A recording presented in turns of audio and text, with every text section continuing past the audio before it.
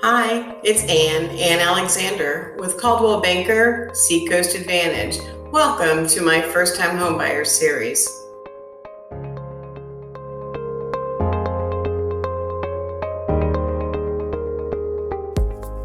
Hi, welcome back. Today's episode of our First Time Homebuyer series, we're going to be talking about inspections. Most loan programs actually require you to have an inspection, but there are some that don't.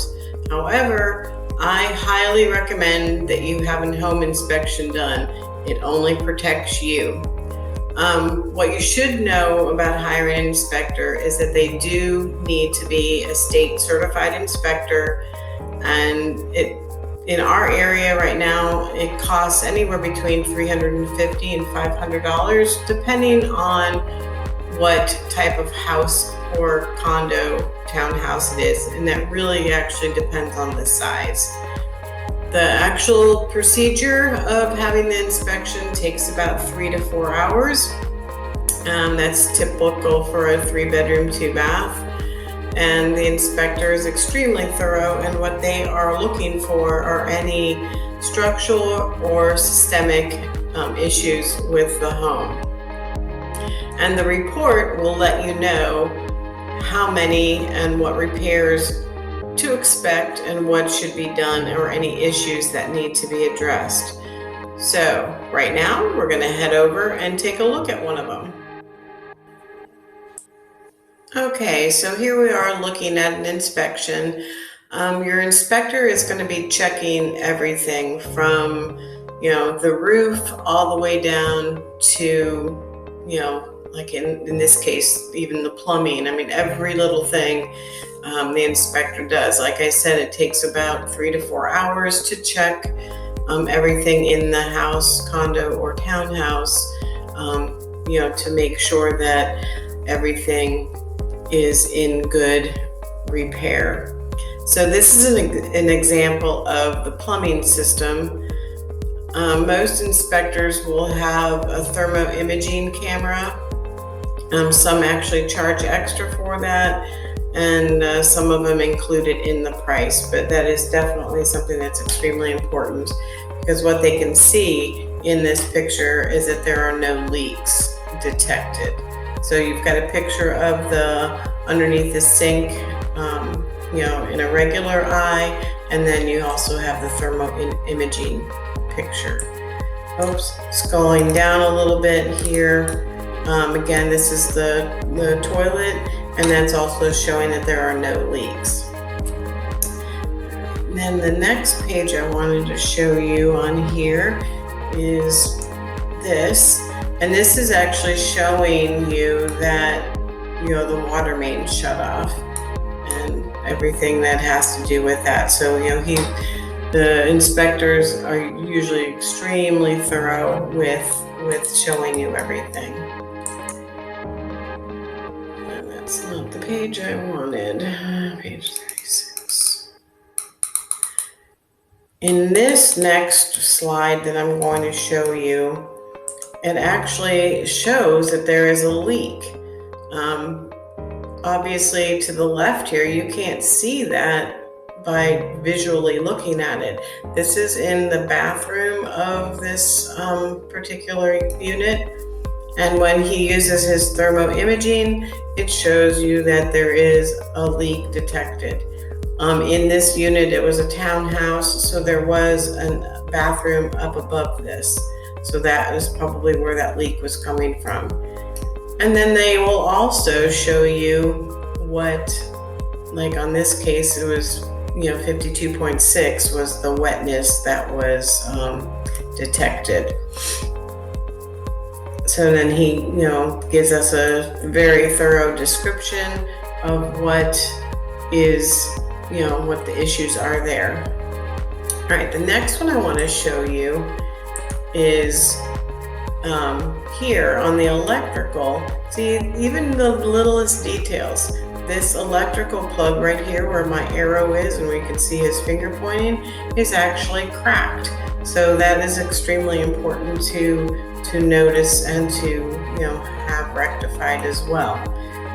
The next one on here that I would like to show you is the electrical box. So they even, take a look at, like I said, every little detail. So this is showing you the electrical panel as a naked eye, and then it comes in the brackets get what do you call it? The cover gets removed, and then a photo is taken of that, and then he has not seen any hot spots on that particular part. Next, I just want to show you that they even check the roof. Even though they're not roofers, they still inspect the roof.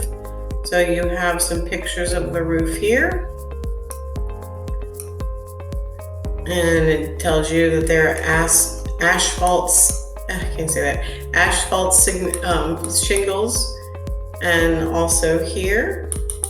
And then the next one, he actually shows that there's a damaged shingle that needs to be repaired. So with that, they are actually going to give you a report, and at the beginning of that report, it gives you a summary. So that is what I look at when I am getting ready to do a repair addendum for you. I look at the summary, and that usually puts all the important details of what needs to be fixed, and that kind of gives us a starting place to really look at it. And then, of course, you can always go back and look in the report and see what is written there, but typically it is the same verbiage written in the summary report that it is in the full report. And when I do discuss the report with you, we decide what we want the seller to repair. And you also have the opportunity at that point to walk away from the inspection. All right, so what I'd like to show you here now is the actual repair addendum.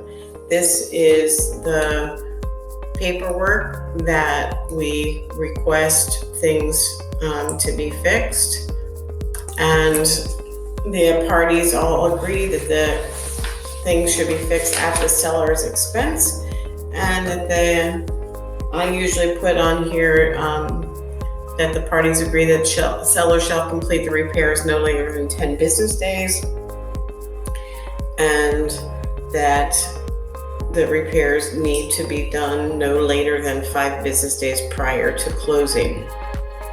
On this report, then, I take the information from our inspection report and put it into the repair request, and I actually jot down the actual pages on the report, and I send copies of that to the selling agent.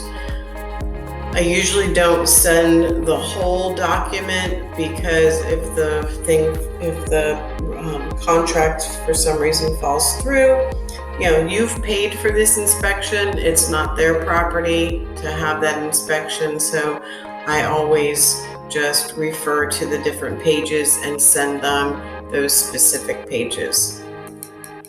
And then, of course, everybody signs this, and off we go.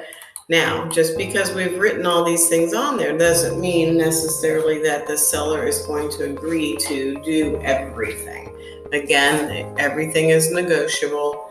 And if it is a huge problem, then I usually try to negotiate a lower price for the property as compensation for the difference.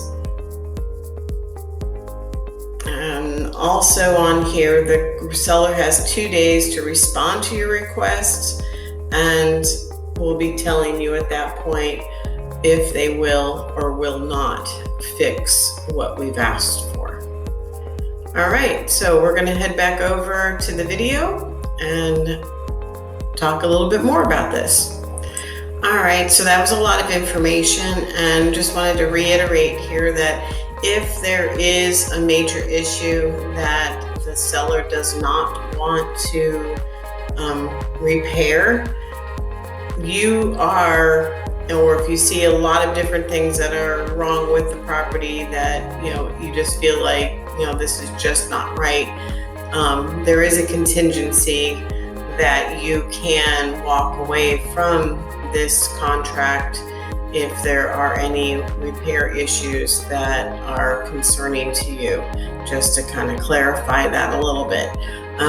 Like always, though, if you have any questions, please feel free to reach out to me. I'm here to help you in any way I can and guide you through the real estate process.